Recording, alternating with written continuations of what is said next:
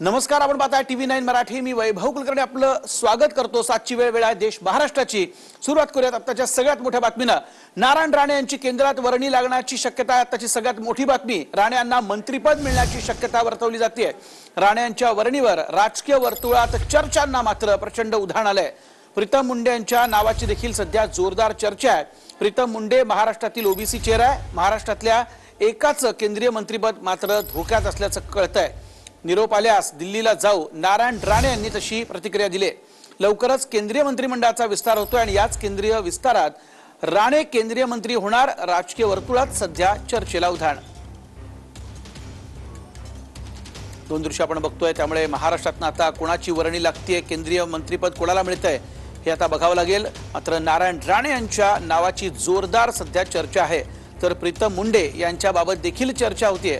त्यामुळे नेमकं कोणाला मंत्रिपद मिळते आणि त्याचबरोबर महाराष्ट्रातल्या एकाच मंत्रिपद जाण्याची शक्यता वर्तवली जाते आणि ते देखील आता बघावं लागेल। मात्र नारायण राणे यांना केंद्रात त्यांची वर्णी लागू शकते, कारण अमित शहा देखील आपल्याला माहिती काही दिवसापूर्वीच मेडिकल कॉलेजच्या उद्घाटनासाठी इथं कोकणात आलेले होते आणि असं असताना नारायण राणे यांची वर्णी केंद्रात लागेल असं एकूणच दिसतंय। दरम्यान भाजपकडनं नारायण राणे यांना केंद्रात मंत्रिपद का दिलं जाऊ शकतं ते पाहूयात। राज्यातील भाजपचा आक्रमक चेहरा म्हणून नारायण राणे यांची ओळख। ठाकरे कुटुंबियांचे कट्टर विरोधक म्हणून नारायण राणे यांची ओळख आहे। गेल्या काही दिवसात ठाकरे यांना सतत आव्हान देणारे ते नेते आहेत। मंत्रिपद मिळाल्यास भाजपची सेनेविरोधात आक्रमकता वाढेल। महाराष्ट्रातील मुख्यमंत्री पदाचा अनुभव नारायण राणे यांच्या गाठीशी आहे। भाजपचा महाराष्ट्रातील मराठा चेहरा म्हणून नारायण राणे यांच्याकडे बघितलं जातं।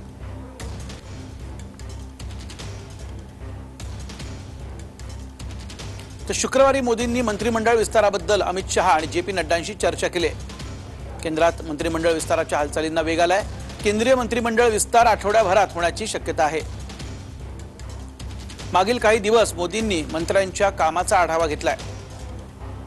सध्या केंद्रात 60 मंत्री, विस्तारानंतर एकूण 80 मंत्री होण्याची शक्यता आहे। सध्या केंद्रात जवळपास 24 मंत्रिपदं रिक्त आहेत, त्यामुळे अनेक मंत्र्यांवर कामाचा बोजा आहे।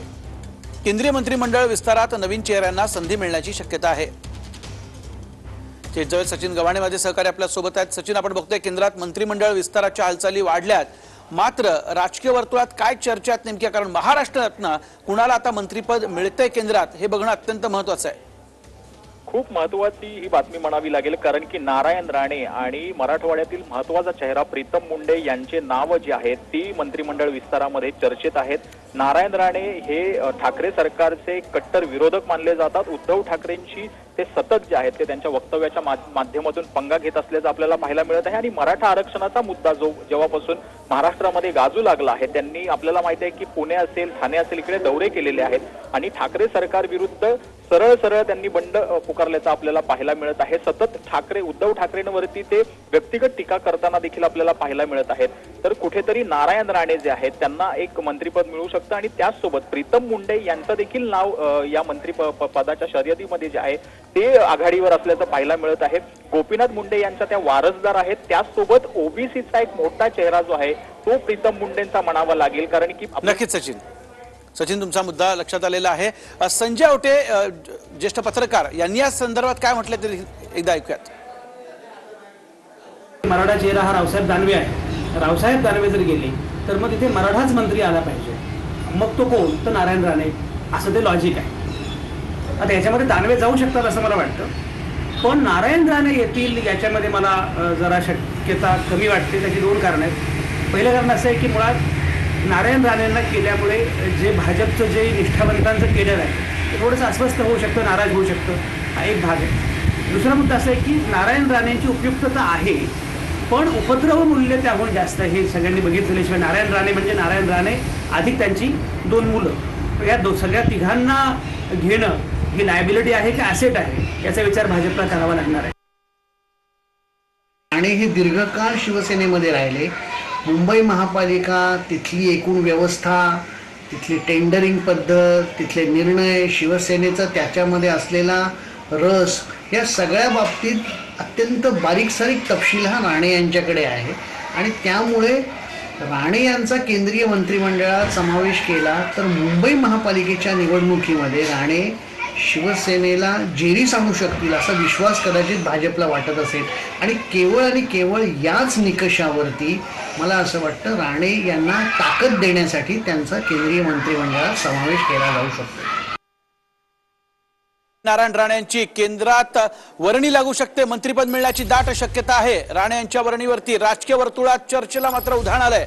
आताची सगळ्यात मोठी बातमी तर प्रीतम मुंडे यांच्या नावाची देखील चर्चा आहे. त्यामुळे केंद्रीय मंत्रिमंडळाचा होऊ घातलेला विस्तार महाराष्ट्रासाठी अत्यंत महत्वाचा. महाराष्ट्रातनं कुठच्या नेत्यांना केंद्रीय मंत्रिपद मिळतंय यासाठी थोडीशी वाट बघावी लागेल. गोपीनाथ मुंडे यांची कन्या आणि पंकजा मुंडे यांची बहीण आहेत प्रीतम मुंडे. त्यांना देखील केंद्रात मंत्रिपद मिळू शकतं. ओबीसी चेहरा म्हणून प्रीतम मुंडे यांची ओळख आहे. मराठवाड्यात भाजपला बळ देण्यासाठी मंत्रिपद दिलं जाऊ शकतं. तर प्रीतम मुंडे यांच्या नावाची देखील जोरदार चर्चा सध्या राजकीय वर्तुळात